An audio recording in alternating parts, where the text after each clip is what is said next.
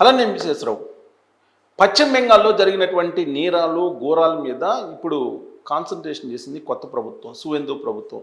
అందులో భాగంగా నాన్ పోకల్ పదవిలో ఉన్నటువంటి దమయంతి ఐపీఎస్ ఆవిడ్ని ఇప్పుడు కీలకమైనటువంటి బాధ్యతల్లోకి తీసుకొచ్చారు సువేందు.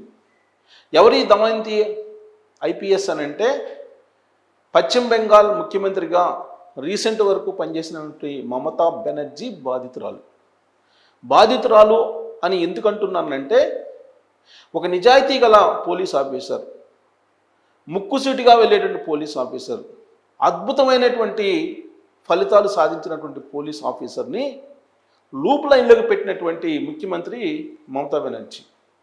దానికి కారణం ఏంటంటే పార్క్ స్ట్రీట్ కేసు ఒకటి పశ్చిమ బెంగాల్లో జరిగింది 2012లో.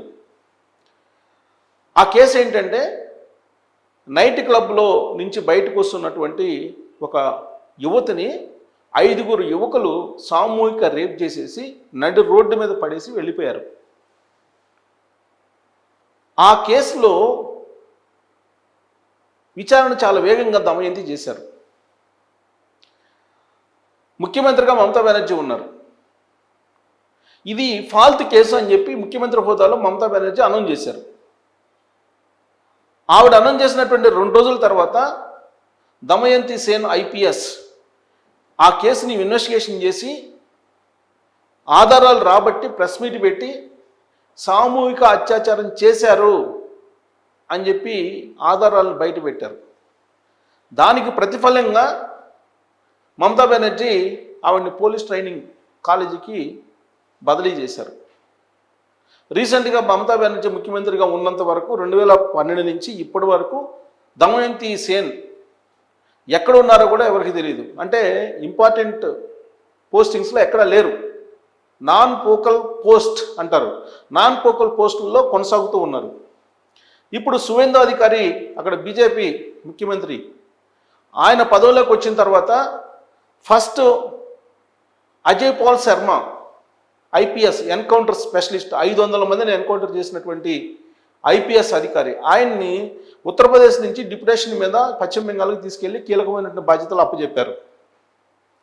కారణం ఏంది? పశ్చిమ బెంగాల్లో అరాచకాలు అల్లకొల్లాలు జరుగుతున్నటువంటి క్రమంలో లా అండ్ ఆర్డర్ని కంట్రోల్ చేసేందుకు అజయ్ పాల్ శర్మ ఐపీఎస్ని తీసుకెళ్లారు. 500కు పైగా ఎన్కౌంటర్ చేసినటువంటి స్పెషలిస్ట్ ఆయన. అంటే ఎన్కౌంటర్ని మనం సపోర్ట్ చేయటం కాదు, కానీ ఉత్తరప్రదేశ్లో ఉండేటువంటి అరాచక శక్తులు ఏ విధంగా ఉంటాయో అందరికీ తెలుసు. వాళ్ళని కట్టడి చేసినటువంటి పోలీస్ ఆఫీసర్ అతన్ని పశ్చిమ బెంగాల్కి డిప్యుటేషన్ మీద 5 సంవత్సరాలు ఉండేలాగా తీసుకెళ్ళింది బీజేపీ ప్రభుత్వం, బెంగాల్లో ఉండేటువంటి బీజేపీ ప్రభుత్వం. కేంద్ర హోంశాఖ ఇమీడియట్గా ఆయన్ని డిప్యుటేషన్ మీద అక్కడ పంపించి అక్కడ ఉన్నటువంటి పరిస్థితిని చక్కదిద్దేటువంటి ప్రయత్నం చేస్తూ ఉన్నారు. ఇప్పుడు రెండో పోస్టింగ్ దమయంతి సేన్. ఈ దమయంతి సేన్కి కీలకమైనటువంటి పోస్ట్ ఇచ్చారు. ప్రజెంట్ అడిషనల్ డీజీపీగా ఉన్నారు ఆవిడ. అడిషనల్ డీజీపీ హోదాలో కమిషన్ సభ్యురాలుగా వేశారు. ఏ కమిషన్ సభ్యురాలు? ఉన్నటువంటి బీజేపీ ప్రభుత్వం గత ప్రభుత్వం చేసినటువంటి హయాంలో జరిగినటువంటి హత్యలు, బాలల మీద నేరాలు, వీటన్నిటి మీద ఒక కమిషన్ వేసింది. ఈ కమిషన్కి రిటైర్డ్ జడ్జిని చటర్జీ అని అతన్ని చైర్మన్ వేసింది. దాంట్లో కమిషన్ మెంబర్గా దమయంతి సేన్ని వేశారు.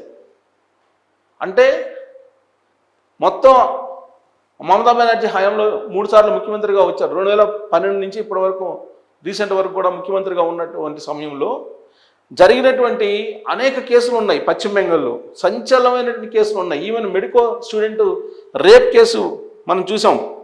ఆ మెడికల్ స్టూడెంట్ రేప్ కేసు కూడా గందరగోళం సృష్టించింది. అలాంటి కేసులు అనేకం ఉన్నాయి. ఆ కేసుల్లో అన్నింటిని కూడా ఇప్పుడు మళ్ళా రీఓపెన్ చేసి ఇన్వెస్టిగేషన్ చేసి బాధితులకు న్యాయం చేయాలి.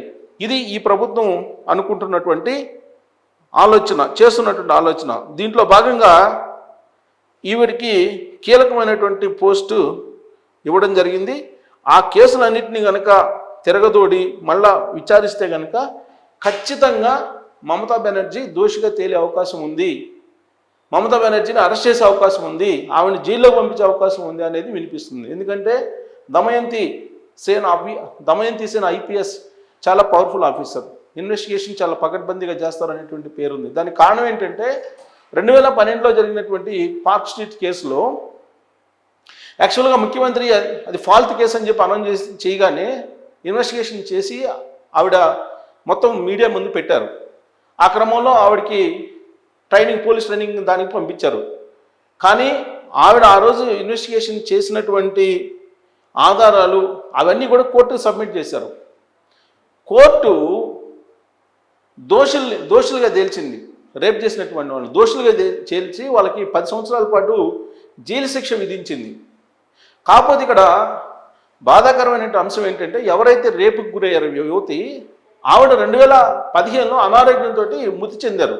సాధారణంగా సామూహిక రేపు గురైనటువంటి మహిళలు తమ ఫేసుల్ని చూపించుకోవడానికి ఇష్టపడరు. కానీ ఆవిడ ఫేస్ను చూపించుకోవడానికి, బాధితురాలుగా సమాజం ముందు నిలబడడానికి ఆవిడ ఇష్టపడి ఒక సామాజిక యోధురాలుగా ముందుకొచ్చింది.